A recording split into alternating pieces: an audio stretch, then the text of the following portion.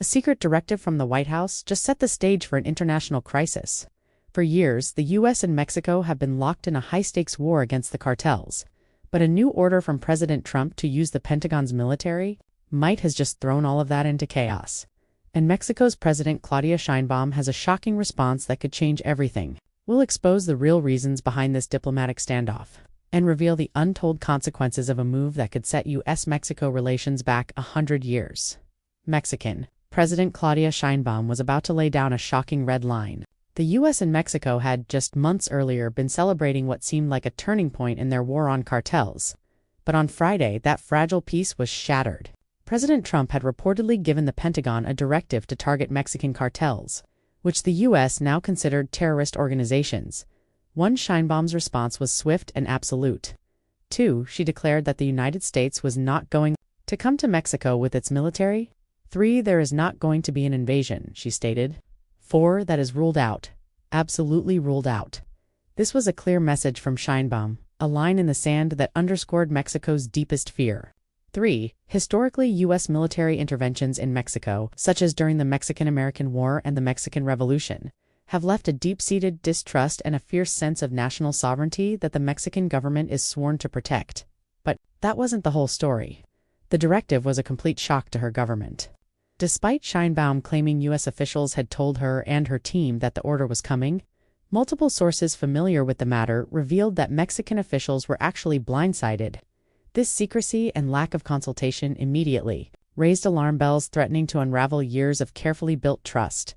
The potential fallout was immense. The same sources warned that, depending on what the United States does next, Mexico could completely pull back its cooperation on crucial issues like security and migration. This would be a massive blow to both countries, as they have long worked together to manage border crossings and combat the drug trade. The U.S. could suddenly find itself without a key partner, and the fight against cartels could be set back significantly. This directive came at a time when things were actually looking up. For months, the Sheinbaum administration had been working closely with the U.S. to take on the infamous Sinaloa cartel, one of the world's biggest producers of fentanyl. Mexico had deployed hundreds of troops, and for a while it seemed to be working. American officials were celebrating a significant drop in fentanyl seizures in recent months, compared to the same time last year. U.S. Ambassador to Mexico Ronald Johnson even took to social media to boast that the decrease was due to a secure border and increased collaboration. He went on to praise both President Trump and President Sheinbaum, claiming that cartels are going bankrupt and our countries are safer because of it. It looked like a rare win for both sides, a moment of shared success. But what this new directive could do is wipe all of that progress away, leaving a huge vacuum for these groups to regain power. But this new directive put everything in jeopardy. For President Sheinbaum, U.S. military action would be a political catastrophe. While she has enjoyed high approval ratings hovering around 75%, this kind of intervention could undermine her standing and her ability to negotiate with Trump in the future. 1. Analysts say that while the Mexican public has largely supported her efforts to find common ground with the U.S. on issues like migration and trade, U.S. military action inside Mexico would be an entirely different matter. It would hit a raw nerve, tapping into the country's deep-seated historical fear of U.S. intervention. The move could also fuel existing divisions within her own political party and turn a popular leader into a political liability. The drug war has always been a complex dance between the D and the Department of Justice and their Mexican counterparts, a partnership built on sharing intelligence and building cases together. But this new order completely changes the rules. The Pentagon doesn't have the same relationships, the same trust that has been painstakingly built over years.